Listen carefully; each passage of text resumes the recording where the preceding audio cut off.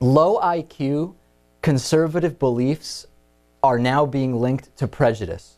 Big surprise, ladies and gentlemen. I know conservatives aren't going to like this one. There's no gentle way to put it. But if I wasn't direct with the audience, Lewis, I would really feel bad. And you know what? Why don't we not have pictures up on the screen that have a watermark from the website they're from? That's one idea. Let's... What is happening? Things falling apart today. There's no gentle way to put it, ladies and gentlemen. People who give in to racism and prejudice may simply be dumb, according to yet another new study. People are going to be angry about this, aren't they, Lewis? I'd imagine so, yeah. The research finds that children with low intelligence are more likely to hold prejudiced attitudes as adults.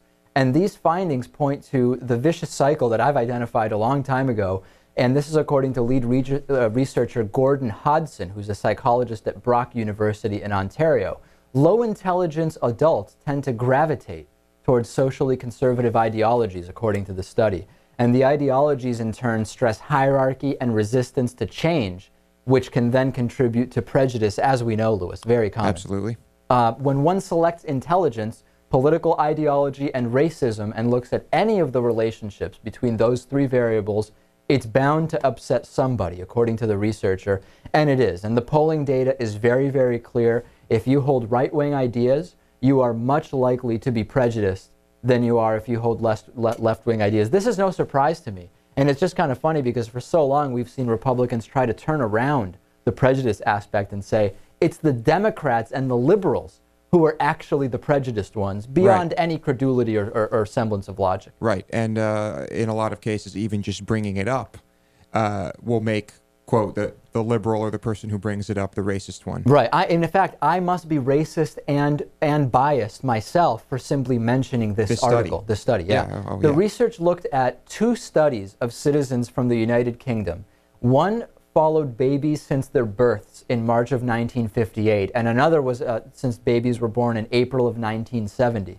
The children had their intelligence measured around age 10 or 11, and then again at age 30 or 33. And you also had the racism levels measured and levels of social conservatism. The kids who were less intelligent at age 10 or 11 by far were more racist, prejudiced, and more conservative at age 30 or 33. Mm-hmm.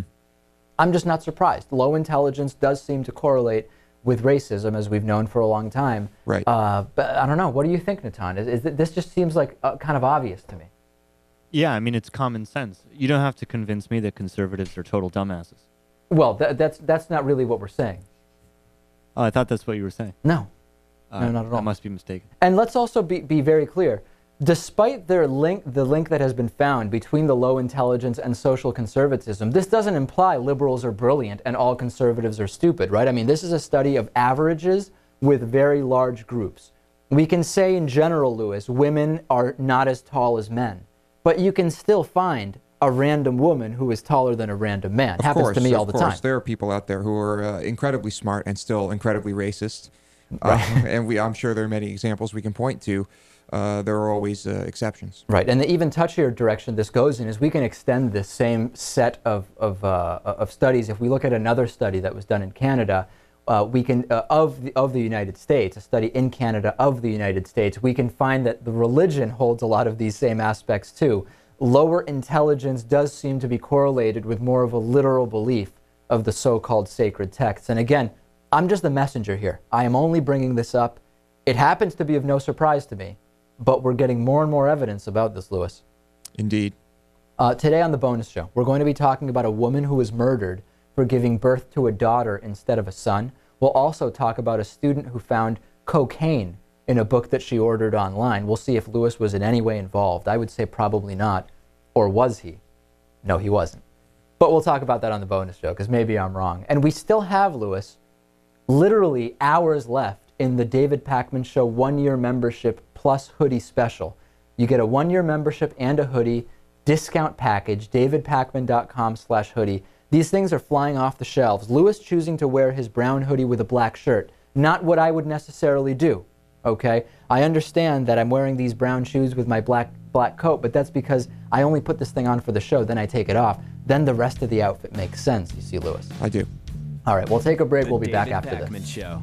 at davidpakman.com.